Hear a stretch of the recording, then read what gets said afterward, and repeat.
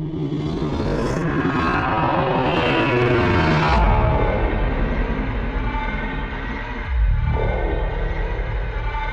going to love these videos, I hope. Please leave comments down below and click that subscription button. Hey, thanks a lot for taking a look at my videos. Please take a look at the Patreon account. Anything helps. All right, welcome back to the Autodesk Flame Beginners Tutorial Series. Only here on YouTube. Yeah, so we're back. We're going to continue with this comp here. If you guys are just now checking out the videos and stuff, we have a whole series here. If you want to kind of follow along, go ahead and check out the links below, and you can see what we've done and what we're going to do. Yeah, buddy. Let's go ahead and jump into this first shot. Option, click on all that, and go ahead and copy it. So I was going to copy all this stuff, and let's go ahead and jump on into this next scene. Jump on into our action by hitting the tilde key and space A to center it up. Let's go ahead and move that on out. We're going to paste it, so Control V. So I don't need this deform. I'm going to get rid of that. I can see that these diffuse nodes are actually not referencing anything, so I'm going to grab my metallic thing and drop that on in. Drop that on in. We're going to undo these animations from earlier. Come on. There we go. So if you hold down Option, click there, ramp that transparency to 0. Go ahead and Option, click that, ramp that transparency to 0, and there we go. Now we have our CG back. That's kind of the fun thing about copying things from other scenes, is sometimes you gotta re-put it all together. And here it is. Let's just kind of Option click that. Okay, so there's our CG that we're stealing. So this top CG, let's go ahead and double click on the 3D text. Let's make this say zombies.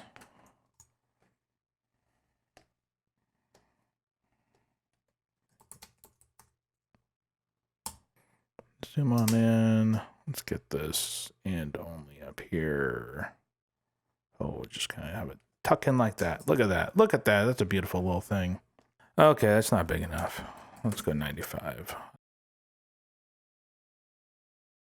Okay, so that'll be cool. We need to get that comped in properly. Notice how we got this G mask here. Let's go ahead and grab a G link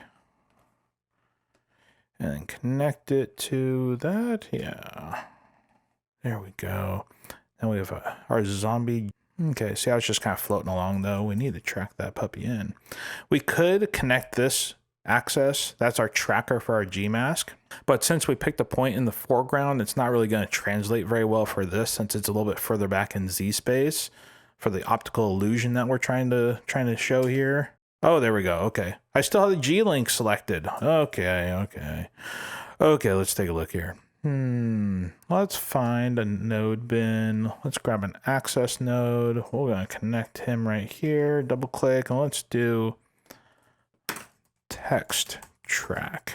Go ahead and grab him on tracking. Let's make sure the media is number 1, our backplate, which is this, and see how we have our backplate is number 1. Let's just double check that that's on there. We just need a single point track again. We'll go ahead and grab that little point. Does not look like a nice little spot.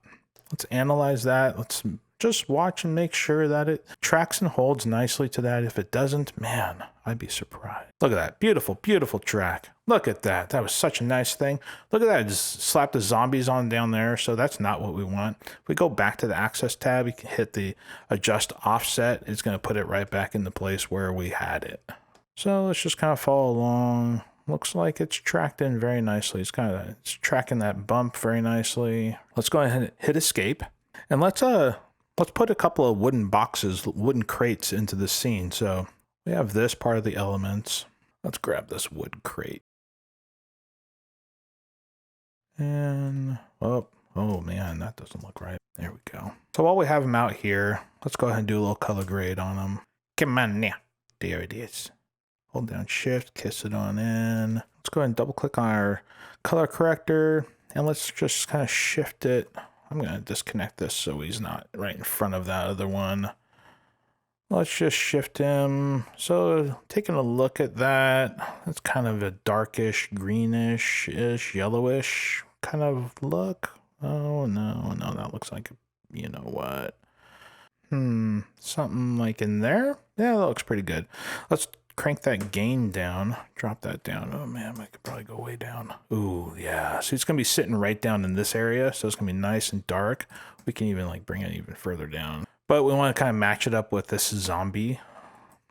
So just kind of bring it up a little bit. Oh, maybe that 52. Okay, yeah, there we go.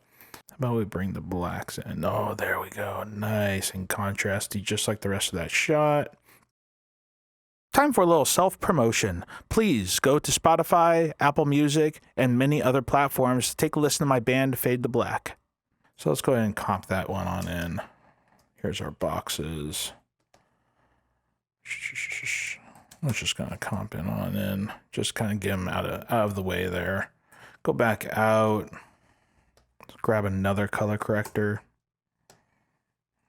Okay, so I'm gonna do Option Shift to get my little arm out, and Option Shift, and then Option Shift. You know, part of tutorials and stuff sometimes is things don't go as planned. And, you know, a lot of tutorials are put out there like, oh, hey, yeah, this is exactly how it goes. And everything's like nice and smooth and awesome because it's like well thought out.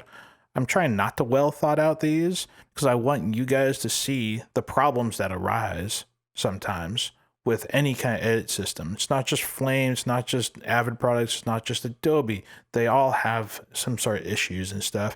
And it's up to us editors to be able to tackle on those issues and get around them. Workarounds. So the saturation, let's kind of drop that on down. You know, that's another thing we can do with that other one. Let's drop down the saturation on that. I'm saying 69. Why not? Yeah, did I just say that? I think I did. Yeah. Drop down the gain some. Let's make that a little darker. I kind of liked what that slider was doing for us earlier. Right there, right there. And then let's make this box a little bit smaller. There we go. So there we go. So we got that box. How about let's make that box about 28. And these ones obviously need to be quite a bit bigger. Get that to fold on into there. The lighting doesn't really match up with things, but this is just to set things up. You know, what we could do to kind of get the lighting to match up is we could jump on out the batch here, create like a whole nother, you know, structure here with some Gmasks and duplicating things and like Gmask off some stuff here to kind of get that light off of that and really kind of comp that in a lot. We just want that to just cover up a little bit of the zombie. And then this guy, how about we just kind of pop him right there? That kind of looks kind of cool. Let's go ahead. So instead of duplicating the whole thing, if I just duplicate this access, and all I did was I just clicked on it, Control D is duplicate. If I now hold down Shift and kiss it to that box, it gives me a whole nother instance of that same box. So now I can make him a little bit different. See, if this is like a true 3D box, I'd spin them around and like if we had true 3D elements here, but these are just PNGs. So it's not gonna be the best thing in the world, but man, it's actually gonna look pretty good. Okay, so that's that. So now let's go ahead and connect that on into our Gmask. We need a G-link. So we're just gonna Option G to the G-links. Go to M, so I have my selector tool out again. So right now we need to track in. So this text tracker is right in the floor plane of that. So we're just gonna connect that tracker to these. So hold down Shift and connect all those on in. Now we have those tracked in. Let's go ahead and shift those on over there. You know, there's even more that we can do here to get this to kind of sell itself a little bit better. Put like a little bit of blur onto these boxes, you know, kind of knock them back even further. They're not really meshing into the scene 100% well, but they're meshing pretty good. Okay, so we got the left side here. Let's go ahead and create a right side of things over here. I'm going to space A to kind of see my whole scene. I want another stack of those. So I'm going to go ahead and kiss that to there. And we're going to just do the right side over here, just so I kind of can see that in my scene. Look at that, it's masked out. Okay, so proportion, uncheck that. Do -44 to spin it. Let's go ahead and kiss this on over here. There we go. Let's get a couple more boxes on into here. So let's duplicate this. Let's get like 3 of those on in. Over here, we're just going to make all those just a skosh smaller. Why not? Don't forget to save, boys and girls. Okay, there we go. Now we have this scene all comped in. Look at that. Everything's tracked in, looking good. Obviously, we can spend probably another couple hours on this, getting things to kind of mesh into the scene a little bit better, but that is the gist of comping it all together. All right, so that's comping all that on in, and we will see you guys in the next video, or if you want to just kind of pick and choose a video, go ahead and do that. Always remember that there's another video coming up. And if you don't know how we got here to this scene, go ahead and check out in the links below. You'll see the very first video and the whole series to go on through. Go check that out, everybody. We have a Patreon account right down below. Anything helps.